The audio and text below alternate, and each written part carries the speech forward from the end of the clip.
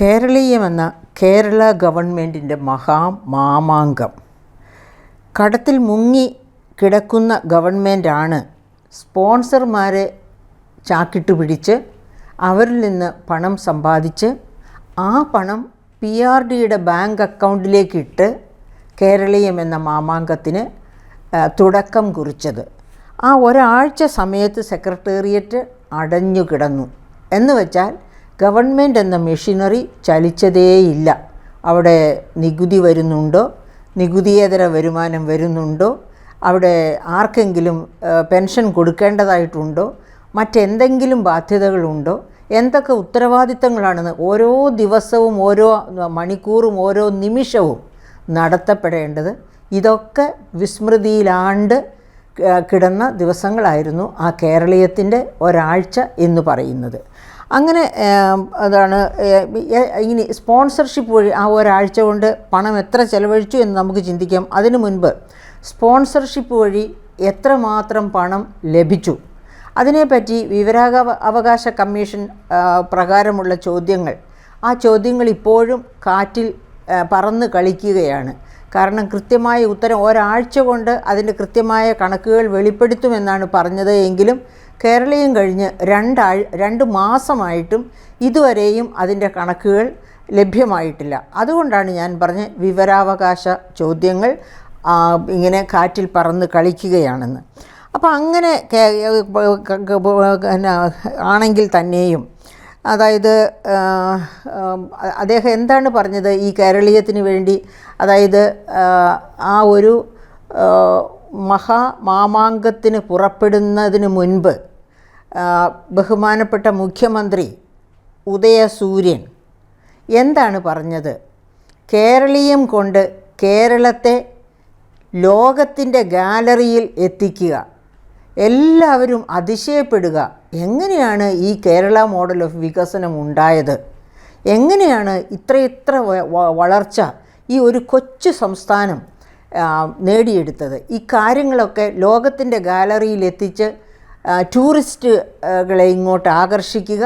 ടൂറിസ്റ്റുകളേക്കാൾ കൂടുതൽ ഇത്ര വലിയ കാര്യങ്ങൾ ചെയ്ത ഒരു സംസ്ഥാനത്തെ പറ്റിയുള്ള വിവരങ്ങൾ ഗാലറിയിൽ എത്തുമ്പോൾ സാധാരണ രീതിയിൽ ആഗോള തലത്തിലുള്ള വലിയ ഗവേഷകരാണ് കേരളത്തെ അന്വേഷിച്ചെത്തുക. എങ്ങനെയാണ് ഈ വികസനമൊക്കെ സാധ്യമായത് എന്നറിയാൻ, എന്നിട്ട് ആ വികസന തന്ത്രങ്ങൾ അവരവരുടെ രാജ്യത്ത് പയറ്റി അവിടെ അതൊക്കെ നേടി ലോകം മുഴുവനും കൊച്ചു കേരളത്തെ പോലെ ഭരിതമായ രീതിയിൽ വളർന്നു വരിക. അതായിരിക്കും എല്ലാവരെയും ആകർഷിക്കുമ്പോൾ, അതായത് ഗവേഷകരൊക്കെ വന്ന് ഇവിടെ കൊണ്ടുപോയി ഈ കേരളത്തെ കണ്ട് പഠിച്ച് കാര്യങ്ങൾ കൊണ്ടുപോയി അവരുടെ രാജ്യത്ത് അവതരിപ്പിക്കുമ്പോൾ ലോകത്ത് എവിടെ ചെന്നാലും ഒരു കൊച്ചു കേരളം നമുക്ക് കാണാം. അതായത് ലോകം തന്നെ ഒരു കേരളത്തിൻ്റെ മഹാമാതൃകയായി മാറും എന്ന് വേണം വിചാരിക്കാൻ. ബഹുമാനപ്പെട്ട മുഖ്യമന്ത്രിയുടെ ആ രീതി, ആ അപ്രോച്ച്, അതായത് അതിനു വേണ്ടിയാണ് കേരളത്തെ ഗാലറിയിലെത്തിക്കുക, ലോക ഗാലറിയിലെത്തിക്കുക, അതാണ് കേരളീയത്തിൻ്റെ ഉദ്ദേശം എന്ന് അദ്ദേഹം പറഞ്ഞപ്പോൾ നമുക്കത്. പക്ഷേ ഞങ്ങൾക്കറിയാം എന്ന് വെച്ചാൽ ഇന്ത്യയിൽ നിന്ന് ഗവേഷണ പ്രവർത്തികൾക്ക് വേണ്ടി ലോകത്തിൻ്റെ ഏതെങ്കിലും കോണിൽ പോയിട്ടുള്ള ഗവേഷകർക്കറിയാം, അവിടെയൊക്കെ ചെല്ലുമ്പോൾ, വികസിത രാജ്യങ്ങളിലൊക്കെ ചെല്ലുമ്പോൾ അവർ കേരളത്തിൽ നിന്ന് ചെല്ലുന്നവരോട് ചോദിക്കുന്ന ഒരു ചോദ്യമുണ്ട്. എന്താണ് ആ ചോദ്യം എന്നോ? എന്തുകൊണ്ടാണ് കേരളത്തിലെ കൃഷിയും വ്യവസായവും, അതായത് പ്രാഥമിക ദ്വിതീയ മേഖലകൾ മുരടിപ്പിലായിരിക്കുന്നത്, വളർച്ചയില്ലാത്തത്? നിങ്ങളുടെ സേവന മേഖല വളർന്നിട്ടുണ്ട്. ഹ്യൂമൻ ഡെവലപ്മെൻറ്റ് ഇൻഡെക്സിൽ നിങ്ങൾ ഇന്ത്യയിലെ 1-ാം സ്ഥാനത്ത് നിൽക്കുന്ന സംസ്ഥാനമാണ്. ഹ്യൂമൻ ഡെവലപ്മെൻറ്റ് ഇൻഡെക്സിൽ നിങ്ങൾ ആഗോള തലത്തിൽ, അതായത് വികസിത രാജ്യങ്ങൾക്കൊപ്പമാണ്. പക്ഷേ നിങ്ങളുടെ കൃഷിയും വ്യവസായവും, അതായത് കേരളത്തിൻ്റെ കൃഷിയും വ്യവസായവും മുരടിപ്പിലാണ്. എന്തുകൊണ്ടാണ്? ഇതാണ് ലോകരാജ്യങ്ങൾ, അതായത് ഗവേഷകരോട് ചോദിക്കുന്ന ചോദ്യം. ഈ ചോദ്യത്തിന് ഉത്തരം പറയാൻ കേരളീയം കൊണ്ടാകില്ല എന്ന് നമ്മുടെ മുഖ്യമന്ത്രി മനസ്സിലാക്കേണ്ടിയിരിക്കുന്നു. കേരളീയം കൊണ്ടാകില്ലെന്ന് മാത്രമല്ല, 10 വർഷത്തെ LDFൻ്റെ തുടർച്ചയായ ഭരണം കൊണ്ടും ഈ പറയപ്പെട്ട 2 ചോദ്യങ്ങൾക്ക് ഉത്തരം പറയാനായില്ലെന്ന് മാത്രമല്ല, ഒരു പക്ഷേ ഈ രണ്ട് കാര്യങ്ങളും, അതായത് ഇപ്പോൾ കാർഷിക മേഖല താഴേക്ക് പോയിക്കൊണ്ടിരിക്കുകയാണ്, അതുപോലെ തന്നെയാണ് വ്യാവസായിക മേഖല. വലിയ പ്രഖ്യാപനങ്ങളൊക്കെ നടത്തുന്നു എന്നതിൽ കവിഞ്ഞ് ഒരു മാറ്റവും വന്നിട്ടില്ല. അപ്പോൾ അങ്ങനെ വ്യവസായവും കൃഷിയും തുരുമ്പെടുത്ത് കിടക്കുന്ന, അതായത് മുരടിപ്പിലായിരിക്കുന്ന ഒരു സംസ്ഥാനത്താണ് ഗവൺമെൻറ്റിൻ്റെ എല്ലാ പ്രവർത്തനങ്ങളും നിലച്ചു പോകത്തക്ക രീതിയിൽ സെക്രട്ടേറിയറ്റ് അടച്ചിട്ട് ഈ കേരളീയം എന്ന മാമാങ്കത്തിന്, അതായത് സമസ്ത ജോലിക്കാരും ഈ കേരളീയത്തിന് ഓഡിയൻസായിട്ട് എത്തിയിരിക്കണം, കുടുംബശ്രീ എത്തിയിരിക്കണം, തൊഴിലുറപ്പ് പദ്ധതിക്കാർ എത്തിയിരിക്കണം. അതായത് സംസ്ഥാനത്ത് മുഴുവനും എന്താ പറയുക, എല്ലാ മേഖലകളും അടഞ്ഞു കിടന്നുകൊള്ളട്ടെ, പക്ഷേ എൻ്റെ വാക്കുകൾ കേൾക്കാൻ, ഞാൻ കൊണ്ടുവരുന്ന, അതായത് അവിടെ നടക്കാൻ പോകുന്ന മാമാങ്കം കാണാൻ നിങ്ങളെല്ലാവരും എത്തിയിരിക്കണം എന്നാണ് അന്ത്യശാസനം പോലെ കൊടുക്കുന്നത്. അപ്പോൾ അങ്ങനെ മിസ്റ്റർ ഗോവിന്ദൻ സെക്രട്ടറി LDFൻ്റെ സെക്രട്ടറി പറഞ്ഞതുപോലെ സൂര്യനാണ് അദ്ദേഹം. ആ സൂര്യൻ്റെ അടുത്തേക്ക് പൊങ്ങിച്ചെന്നാൽ കരിഞ്ഞു പോകും, പക്ഷേ ദൂരെ നിന്നില്ലെങ്കിൽ പ്രകാശം കിട്ടില്ല. നിങ്ങൾക്ക് എന്തെങ്കിലും കരിഞ്ഞു കിട്ടണോ, സ്ഥാനമാനങ്ങൾ കിട്ടണോ, മറ്റെന്തെങ്കിലും വേണമെന്നുണ്ടെങ്കിൽ പറയുന്നത് പോലെ അണികളായി ചുറ്റും വന്നിരിക്കുക. അങ്ങനെയാണ് കേരളത്തിലുള്ളവർ അദ്ദേഹത്തിൻ്റെ ധിക്കാരപരമായ സ്വരം കേട്ട് അതിനനുസരിച്ച് പ്രവർത്തിച്ചവരൊക്കെ കേരളീയം വേദിയിൽ ചെന്നത്. അത് കഴിഞ്ഞിട്ടാണെങ്കിലോ നവകേരള സദസ്സിലും ചെന്നത്. എന്നിട്ട് അതിൻ്റെ കണക്കുകൾ, അതിൻ്റെ ചെലവുകളെപ്പറ്റി നമുക്കൊന്ന് ചെറുതായിട്ട് നോക്കാം. പൗരാവകാശ പ്രകാരമല്ലാതെ തന്നെ മാധ്യമങ്ങൾ ചോർത്തിയെടുത്ത കണക്കുകൾ നമുക്ക് കുറച്ചൊക്കെ ഉണ്ട്. ഒന്നാമത്തെ ദിവസം തന്നെ, അതായത് സെൻട്രൽ സ്റ്റേഡിയത്തിൽ വച്ച് നടത്തിയ ചില പരിപാടികളെപ്പറ്റി, അവയുടെ ചെലവുകളെപ്പറ്റി മാത്രമാണ് ഞാൻ പറയുന്നത്. 6-7 പരിപാടികൾ സെൻട്രൽ സ്റ്റേഡിയത്തിൽ നടത്തിയതിനെപ്പറ്റി, അതിന് മാത്രം എന്ത് ചെലവ് വന്നു. ഒന്നാമത്തെ ദിവസം ഉണ്ടായിരുന്നത് ശോഭനയുടെ നൃത്തം. 8 ലക്ഷം രൂപയാണ് ആ നൃത്തത്തിന് വേണ്ടി മാത്രം. വേറെ പല വേദികളും ഉണ്ടായിരുന്നു, പക്ഷേ ഈ സെൻട്രൽ സ്റ്റേഡിയത്തിലെ വേദിയിലെ മാത്രം പരിപാടികളെ പറ്റിയാണ് ഞാൻ പറയുന്നത്. ശോഭനയുടെ നൃത്തം 8 ലക്ഷം രൂപയാണ് അതിനു വേണ്ടി ചെലവഴിച്ചത്. നമ്മൾ ഓർക്കണം, 5 മാസത്തെ സാമൂഹ്യ സുരക്ഷാ പെൻഷൻ കിട്ടാതെ പാവപ്പെട്ടവർ കഴിയുന്ന ഒരു നാട്. അങ്ങനെയുള്ള നാട്ടിൽ ഞാൻ നിങ്ങൾക്ക് വേണ്ടിയാണ്, ഞാനാണ് നിങ്ങളുടെ 1000 രൂപ അല്ലെങ്കിൽ 500 രൂപ 1600 ആക്കി തന്നത് എന്ന് വീമ്പടിക്കുന്ന ഒരു ഗവൺമെൻറ്. ആ ഗവൺമെൻറ്റാണ് ഇങ്ങനെ ഒരു നൃത്തത്തിന് വേണ്ടി 8 ലക്ഷം രൂപ, നൃത്തത്തിന് വേണ്ടി 8 ലക്ഷം രൂപ അങ്ങ് പറന്നു വന്ന് നടത്തുകയല്ലോ. അതിനെ ചുറ്റിപ്പറ്റി മറ്റെന്തെല്ലാം ചെലവുകളുണ്ട്. നർത്തകിക്ക് കൊടുത്ത ഫീ മാത്രമല്ലല്ലോ അതിൽ വരുന്നത്, വേറെയും അതുപോലെ ഒരുപാട് ചെലവുകളുണ്ട്. അപ്പോൾ ഒന്നാമത്തെ ദിവസം അങ്ങനെ പോയി. രണ്ടാമത്തെ ദിവസം മുകേഷ് MLA ഒപ്പം അദ്ദേഹത്തോടൊപ്പം തന്നെ GS പ്രദീപ്, ഇവർ രണ്ടും കൂടി നടത്തിയ ഒരു സ്പെഷ്യൽ ഷോ 8,30,000 രൂപയാണ് അതിനു വേണ്ടി ചെലവഴിച്ചത്. ഇനി മൂന്നാമത്തെ ദിവസം മുരുകൻ കാട്ടാക്കട, അദ്ദേഹം ഒരു നല്ല കവിയാണ്. അദ്ദേഹവും ചേർന്ന് കവിതകൾ കോർത്തിണക്കി നടത്തിയ ഒരു ഷോ. ആ ഷോയ്ക്ക് ചെലവഴിച്ചത് 4,05,000 രൂപയാണ്. ഇനി അഞ്ചാമത്തെ ദിവസം KS ചിത്രയുടെ ഗാനമേള 2,05,000 രൂപയാണ് അതിനു വേണ്ടി ചെലവഴിച്ചത്. അടുത്തത് കലാമണ്ഡലം കലാകാരന്മാരുടെ ഫ്യൂഷൻ ഷോ ആയിരുന്നു. അതിനു വേണ്ടി ചെലവഴിച്ചത് 3,80,000 രൂപയാണ്. അടുത്തത് സ്റ്റീഫൻ ദേവസിയും മട്ടന്നൂർ ശങ്കരൻകുട്ടിയും ചേർന്നൊരുക്കിയ ഒരു പരിപാടിയായിരുന്നു. അത് 1,19,000 രൂപയിൽ കലാശിച്ചു. ഇനിയും അവസാനത്തെ 7-ാം ദിവസം ഒടുവിൽ M ജയചന്ദ്രൻ്റെ നേതൃത്വത്തിൽ ജയം ഷോ 9,90,000 രൂപയായിരുന്നു അതിന് ചെലവ്. അപ്പം ഞാൻ നേരത്തെ പറഞ്ഞതുപോലെ ഇത് സെൻട്രൽ സ്റ്റേഡിയത്തിൽ 7 ദിവസവും അരങ്ങേറിയ പ്രധാനപ്പെട്ട ഷോകൾക്ക് വേണ്ടി ചെലവഴിച്ച തുക മാത്രമാണ്. അതോടൊപ്പം തന്നെ മറ്റു പല പരിപാടികളും അവിടെ തന്നെ നടന്നിട്ടുണ്ടാകും. അതുപോലെ തന്നെ ഇതിലൊക്കെ പങ്കെടുക്കാൻ വേണ്ടി വന്ന മെഗാ സ്റ്റാർസ്, അതായത് വളരെ പ്രധാനപ്പെട്ട ക്ഷണിക്കപ്പെട്ട അതിഥികൾ, അത് ഫിലിം സ്റ്റാർസ് ആകാം, അതുമല്ലെങ്കിൽ മറ്റ് സംസ്ഥാനങ്ങളിൽ നിന്നുള്ള രാഷ്ട്രീയ നേതാക്കളാകാം, അതുമല്ലെങ്കിൽ മറ്റ് രാജ്യങ്ങളിൽ നിന്നുള്ളവരാകാം, അവർക്കൊക്കെ വേണ്ടി ചെലവഴിച്ച, ഇപ്പോൾ ഈവൻ കേരളത്തിൽ നിന്ന് തന്നെ വന്ന ഫിലിം സ്റ്റാർസ് ഇതിൽ പങ്കെടുക്കാൻ വേണ്ടി കേരളത്തിൻ്റെ മറ്റു ഭാഗങ്ങളിൽ നിന്ന് വന്നവർക്ക് വേണ്ടി തന്നെ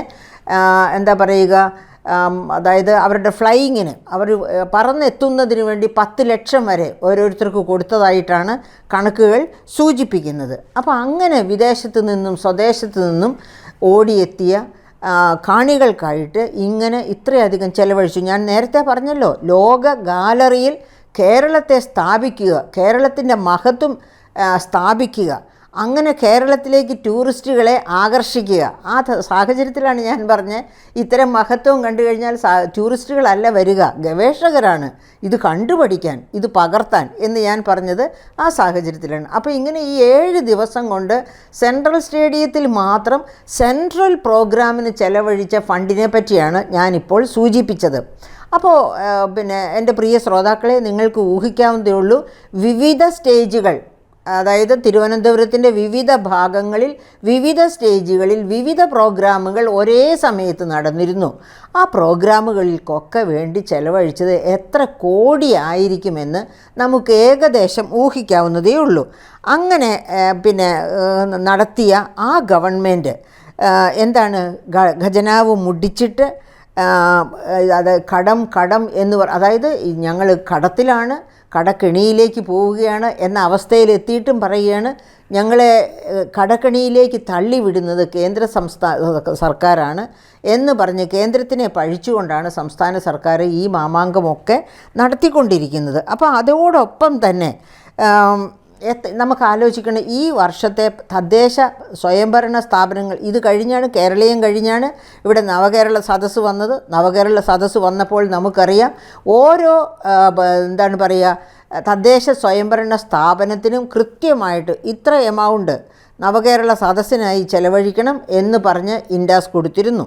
അതുമാത്രവുമല്ല, തദ്ദേശത്തെ പ്രമുഖരെയാണല്ലോ, പൗരപ്രമുഖരെയാണല്ലോ ഈ LDFൻ്റെ ഗവൺമെൻറ്. ഒന്ന് ആലോചിച്ച് നോക്കൂ, നിങ്ങളറിയാതെ പോലും ചിരിച്ചു പോകല്ലേ. കാരണം ഒരു മാർക്സിസ്റ്റ് ഗവൺമെൻറ്, ഫാഷിസത്തിനെതിരെ പ്രവർത്തിക്കുന്ന, സംസാരിക്കുന്ന ഒരു ഗവൺമെൻറ് പൗരപ്രമുഖരെ കാണുക. അങ്ങനെ നടക്കുന്ന ഒരു ഗവൺമെൻറ്റാണ് ഇവിടെ LDF ഗവൺമെൻറ്റായിട്ട് മുദ്രകുത്തി ഉദയസൂര്യനായിട്ട് അവർ ഉയർത്തി കാണിക്കുന്ന മുഖ്യമന്ത്രിയും ഒക്കെ വരുന്നത്. അപ്പോൾ അവർ പൗരപ്രമുഖരോട് ആവശ്യപ്പെടുന്നു, നിങ്ങൾ അതായത് എങ്ങനെ ബ്രേക്ക്ഫാസ്റ്റ് കൊടുക്കണം. ബ്രേക്ക്ഫാസ്റ്റൊക്കെ വലിയ മാനദണ്ഡങ്ങളാണ്. അതായത് പോഷകാഹാര ദാരിദ്ര്യമൊന്നും പൗരപ്രമുഖർക്കില്ലെന്ന് നമുക്കറിയാം. പക്ഷേ നമ്മുടെ സമൂഹത്തിലെ സാധാരണക്കാർക്ക് ധാരാളം പോഷകാഹാര ദാരിദ്ര്യമുണ്ട്. നിങ്ങൾക്ക് ഓർമ്മയുണ്ടോ, മില്ലേനിയം ഡെവലപ്മെൻറ്റ് ഗോൾ 2030 അകം കൊണ്ട് മില്ലേനിയം ഡെവലപ്മെൻറ്റ് ഗോൾ ആവശ്യപ്പെടുന്നത് പോഷകാഹാര ദാരിദ്ര്യമില്ലാത്ത രാജ്യങ്ങൾ, ലോക ജനത മുഴുവനും പോഷകാഹാര ദാരിദ്ര്യമില്ലാത്ത ജനതയാകണം എന്നുള്ളതാണ്. ആൻഡ് ഇന്ത്യയിലെ കേസ് അറിയണോ, അതായത് ലോകത്തെ ആകെ പോഷക ദാരിദ്ര്യമുള്ള കുട്ടികളിൽ 53% ഇന്ത്യയിലാണെന്ന് ഓർക്കണം. 53%. നമ്മുടെ കേരളത്തിലും പോഷക ദാരിദ്ര്യം കുറഞ്ഞവർ ഒട്ടും കുറവല്ല. നിങ്ങൾ നമ്മുടെ മധുവിനെ പറ്റി ഓർമ്മിക്കുന്നുണ്ടോ? പാലക്കാട്ട് അടിച്ചും ഇടിച്ചും കൊന്ന പാവം മധു ഒരു നേരത്തെ ആഹാരത്തിന് വകയില്ലാഞ്ഞിട്ട് എവിടെ നിന്നോ എന്തോ മോഷ്ടിച്ചു എന്നാണ് പറയുന്നത്. അതായത് പട്ടിണി കിടക്കുന്നവൻ ചെയ്യുന്നത് മോഷണമാണോ ആഹാരത്തിന് വേണ്ടി കണ്ടെടുക്കുന്നത്? എവിടെ നിന്നെങ്കിലും ആഹാരം കൂടുതൽ ഇരിക്കുന്നത് കണ്ടാൽ അതിൽ നിന്ന് അല്പം എടുത്ത് കഴിക്കുന്നതിന് മോഷണം എന്ന പേരിട്ട് നാം വിളിക്കാമോ? ഒരിക്കലും പാടില്ല എന്നതാണ് എൻ്റെ അഭിപ്രായം. അപ്പോൾ അങ്ങനെയുള്ള ഒരുപാട് മധുമാർ ജീവിക്കുന്ന നാടാണ് കേരളം. അങ്ങനെയുള്ള കേരളത്തിലാണ് ഈ നവകേരള സദസ്സും കേരളീയവും ഒക്കെ നടത്തി സുഭിക്ഷമായിട്ട് ആഹാരം വെച്ചു വിളമ്പി ചെലവഴിച്ചത് എന്നോർക്കണം, വേസ്റ്റാക്കി കളഞ്ഞതും എന്നോർക്കണം. അപ്പോൾ അങ്ങനെയുള്ള ഒരു പശ്ചാത്തലത്തിൽ ഈ കേരളീയം കൊണ്ട് എന്തുമാത്രം ചെലവഴിച്ചു എന്നുള്ളത് ആലോചിക്കണം. ആ കേരളീയത്തെപ്പറ്റി ആലോചിച്ച് അതിനുവേണ്ടി നടത്തിയ ദുർച്ചെലവുകൾ ഒരു കാരണവുമില്ലാതെ ഈ ലോകത്തിലുള്ളവരെല്ലാവരും വിഡ്ഢികളാണെന്ന് ഇവിടുത്തെ LDF ഗവൺമെൻറ് വിചാരിക്കുന്നു എന്നാണ് എൻ്റെ അത്ഭുതം. കാരണം ഈ മാമാങ്കങ്ങളൊക്കെ കാണിക്കുന്നു, ഗവൺമെൻറ് സ്പോൺസേഡായിട്ട് ഈ മാമാങ്കങ്ങളൊക്കെ നടത്തുന്നതാണോ വികസന പ്രക്രിയ അല്ലെങ്കിൽ വികസനം എന്ന് പറയുന്നത്? അല്ല, തീർച്ചയായിട്ടുമല്ല. അതിനൊക്കെ കൊടുക്കേണ്ട നിർവചനം എന്താണ് എന്ന് ഇവർ ഡിക്ഷണറികൾ നോക്കി കണ്ടുപിടിക്കട്ടെ. എന്നിട്ട് ഈ ആഗോള പോഷക ദാരിദ്ര്യം ഇല്ലാതാക്കേണ്ട കാലഘട്ടം വരികയാണ്. 2024 കേരളത്തിൽ തന്നെ പോഷകദാരിദ്ര്യമുള്ള 23% കുട്ടികളുണ്ടെന്നാണ് നാഷണൽ ഫാമിലി ഹെൽത്ത് സർവേ 2019-20 പറയുന്നത്. അപ്പോൾ അങ്ങനെയുള്ള ഒരു സംസ്ഥാനത്താണ് ഇത്തരം മാമാങ്കങ്ങളൊക്കെ നടത്തുന്നത്. അപ്പോഴും സാമൂഹ്യ സുരക്ഷാ പെൻഷൻ കൊടുക്കാതിരിക്കുന്നു. അവിടെയാണ് അതിൻ്റെ പ്രസക്തി. പോഷകദാരിദ്ര്യം ഇല്ലാതാക്കേണ്ട രാജ്യത്ത് സാമൂഹ്യ സുരക്ഷാ പെൻഷൻ, ആ പെൻഷൻ കൊണ്ട് തന്നെ ജീവിക്കുന്ന കുടുംബങ്ങളെ, ലക്ഷക്കണക്കിന് കുടുംബങ്ങളെ പട്ടിണിയിലേക്ക് ഇട്ടുകൊണ്ടിരിക്കുന്ന സമയത്ത് 4-5 ഗഡു അവരുടെ പെൻഷൻ കൊടുക്കാതിരിക്കുന്ന സമയത്താണ് ഇതുപോലെയുള്ള മാമാങ്കങ്ങൾ നടത്തി ലോക ഗാലറിയിലേക്ക് കയറി പോകുന്ന അവസ്ഥ നാം കാണുന്നത്. നമുക്ക് എന്താണ് ഇവരോടൊക്കെ പറയാനുള്ളത്? ഇവർക്ക് ആരാണ് മാതൃക കാണിച്ചു കൊടുക്കേണ്ടത്? മാർക്സ് ഒരു കാരണവശാലും അംഗീകരിക്കുന്നതല്ല ഇവർ ഈ കാണിക്കുന്ന മാതൃക. മാർക്സ് ഇങ്ങനെ ഒന്ന് ചിന്തിച്ചിട്ടേയില്ല. മാർക്സിൻ്റെ ചിന്തയുടെ വിപരീത ദശയിലാണ് ഇവർ നിൽക്കുന്നതും വിപരീത ധ്രുവത്തിലേക്കാണ് ഇവർ സഞ്ചരിക്കുന്നതുമെന്ന് പറയാതെ ഒരു തരത്തിലും നമുക്ക് മുൻപോട്ട് പോകാൻ ഒക്കുകയില്ല പ്രിയപ്പെട്ട സുഹൃത്തുക്കളെ.